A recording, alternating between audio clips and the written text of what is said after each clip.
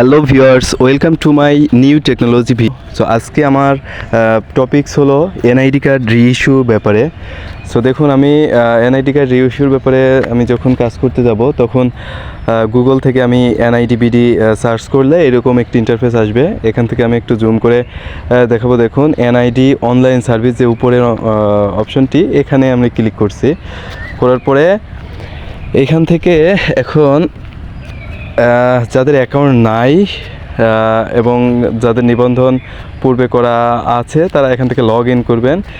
So আমি নিবন্ধন নাই, সো নতুনভাবে আমি অ্যাকাউন্ট রেজিস্ট্রেশন করতেছি।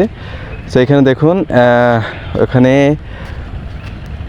এনআইডি কার্ড নম্বর এবং আনুষঙ্গিক তথ্য প্রদানের মাধ্যমে আমি প্রথম ধাপের অংশটি ফিল আপ করে নিচ্ছি। নেওয়ার পরে আমি এখানে দেখুন বর্তমান এবং স্থায়ী ঠিকানাটা এখানে দিতে হবে। সো এটিও এখানে ফিল আপ করে নিতে হবে। আপনার স্থায়ী এবং বর্তমান ঠিকানা দেওয়ার পর দেখুন একটি মোবাইলে কোড যাবে, যেটি আপনার এনআইডি কার্ডে দেওয়া আছে। এটি পরিবর্তনের জন্যও অপশন রয়েছে। সো আমার নাম্বার ঠিক আছে, আমি বার্তা পাঠানো অপশনে ক্লিক করছি। সো এবার দেখুন একটি কোড আমার ফোনে আসবে। এই যে চলে এসেছে, এই কোডটি আমি এখানে প্রবেশ করাবো।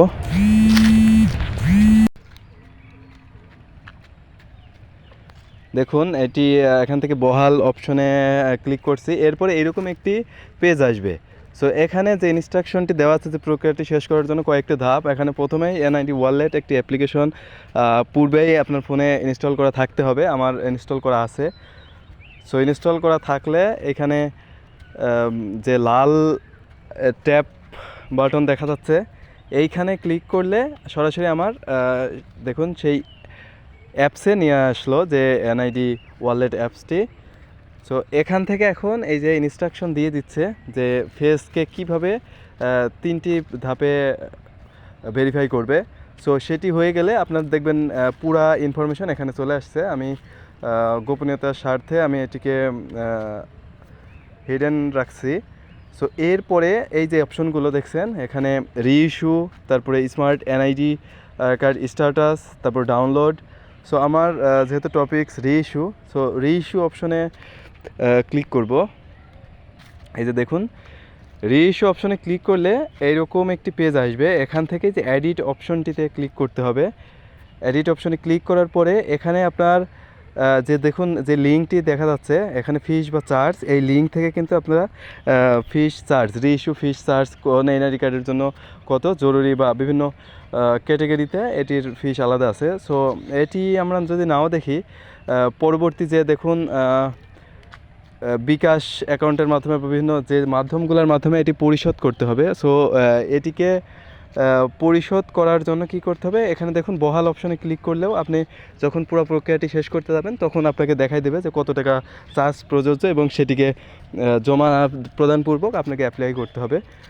সো এইখানে রিইস্যুর তথ্য দিতে হবে, আপনার হারানো বা চুরি হওয়া।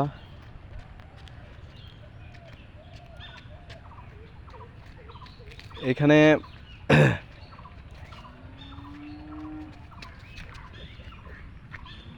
এখানে দেখুন, এখানে রিইস্যুর তথ্য যাচাই এই অপশনটিতে ক্লিক করলে অনেকগুলো অপশন এখানে এসেছে। আপনার যে ক্রাইটেরিয়া আপনার জন্য প্রযোজ্য হবে সেটি আপনাকে এখানে সিলেক্ট করতে হবে।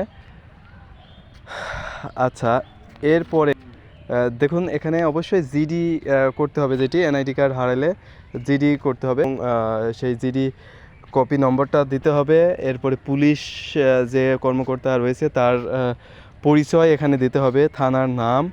সো এইগুলা দেওয়ার পরে দেখুন এখানে যে অপশনটি এসেছে ইউ হ্যাভ টোটাল ডিপোজিট, যেহেতু কোনো টাকা ডিপোজিট এখনও করা হয় নাই, ওই ইনফরমেশনগুলো ডিপোজিট নম্বর এগুলো দিলে আপনার এখানে কিন্তু ইনফরমেশন চলে আসবে। সো যেহেতু করা হয় নাই সেই ক্ষেত্রে এখানে জিরো দেখাচ্ছে। সো এখানে দেখুন আবেদন এর ধরনটি যখন রেগুলার, এটিকে পরবর্তী বাটনে ক্লিক করলে দেখুন এখানে বলছে আপনার জন্য 230 টাকা চার্জ প্রযোজ্য। সো এইখানে কিন্তু পরিষ্কার বোঝা গেল যে আমার 230 টাকা আগে অনলাইন আবেদনের ক্ষেত্রে এই ফিসটি এনআইডি কার্ডের যে কোড আছে সেই কোডে আমাকে এটি জমা প্রদানপূর্বক এই আবেদনটি করতে হবে।